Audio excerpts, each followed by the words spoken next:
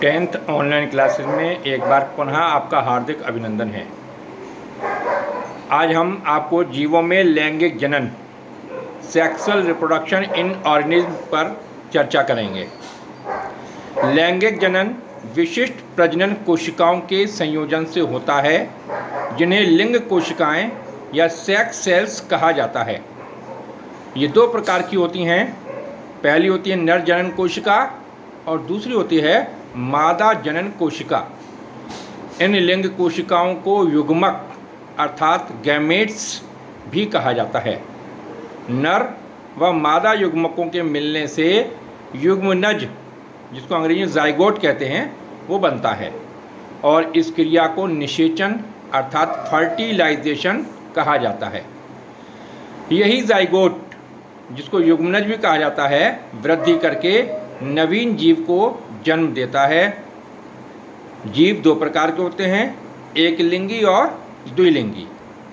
एक लिंगी, जिसको यूनिसेक्सुअल कहा जाता है, ऐसे जीवों में नर और मादा अलग अलग होते हैं, जैसे मनुष्य, गाय, कुत्ता, हाथी, घोड़ा।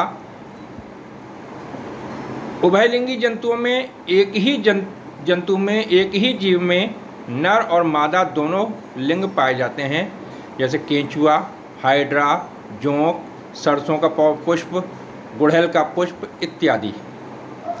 आज हम आपसे जंतुओं में लैंगिक जनन की चर्चा नहीं करेंगे। आज हम चर्चा करेंगे पुष्पों में लैंगिक जनन, पुष्पीय पौधों में लैंगिक जनन की चर्चा करेंगे।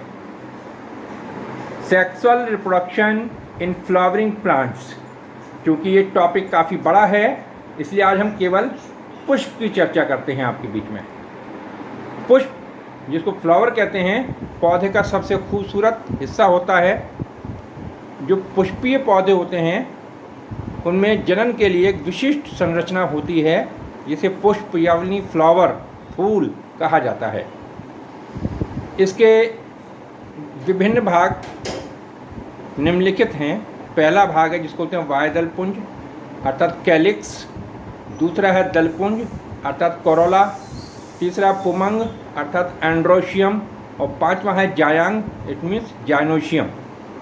इनको मैं अलग अलग थोड़ा समझता हूँ। हरे रंग की पत्ती सदृश रचनाओं का जो चक्र है पुष्प के भीतरी चक्रों की रक्षा करता है, उसको हम वाह्यदलपुंज कहते हैं।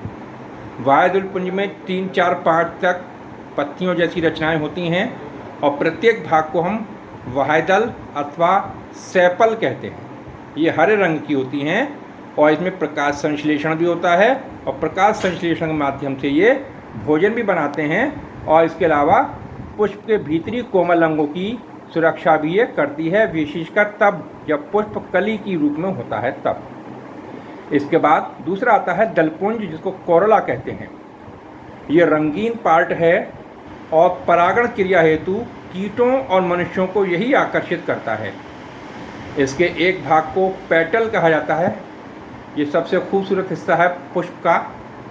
इन पेटल्स को देखकर ही, क्या पेटल्स पिंक कलर की हों, रेड हों, वाइट हों, येलो हों, या डिफरेंट कलर्स की हो सकती हैं, ये बहुत ही खूबसूरत पार्ट है पुष्प का, जिन्हें देखकर पुष्प और मनुष्य इनकी ओर आकर्षित होते हैं।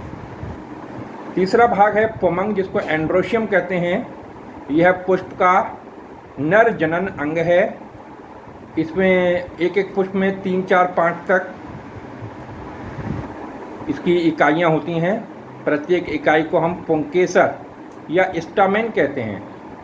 पुंकेसर जो है, इसके 3 भाग होते हैं। सबसे ऊपरी भाग जो फूला हुआ होता है, जिसको परागकोश एंथर कहा जाता है, इसके अंदर परागकण भरे होते हैं। इसके नीचे एक पतला सा हिस्सा होता है जिसे पुंतंतु या फिलामेंट कहते हैं और तीसरा हिस्सा होता है जिसको हम कहते हैं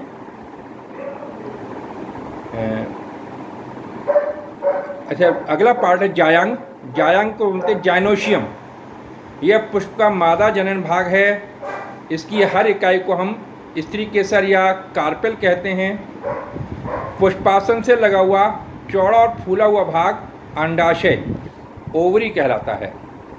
इसमें अनेक छोटी रचनाएं होती हैं इन छोटी छोटी रचनाओं को बीजांड अर्थात ओव्यूल कहते हैं। और सबसे इसके अंडाशय के जस्ट ऊपर होता है पतला हिस्सा जिसको वर्तिका बोलते हैं, स्टाइल कहते हैं। ये एक पतली नली जैसी रचना होती है और सबसे ऊपरी हिस्सा जो होता है थोड़ा चौड़ा होता है और चिपचिपा होता है, जिसको वर्तिकाग्र स्टैमिन कहते हैं। तो पुष्प के अंदर जो नर भाग है उसको पुमंग एंड्रोशियम कहा जाता है और जो मादा भाग है उसको जायांग अथवा जाइनोशियम कहा जाता है। पुमंग में मादा नर कोशिकाएं अर्थात मेल पार्ट्स या मेल पार्टिकल्स जिनको हम कह सकते हैं पॉलन ग्रेन्स परागकोश उत्पन्न होते हैं। और जायांग में फीमेल इट मीन्स मादा पार्ट होता है जिसको हम कहते हैं अंडाशय, जिसके अंदर बीजांड उत्पन्न होते हैं।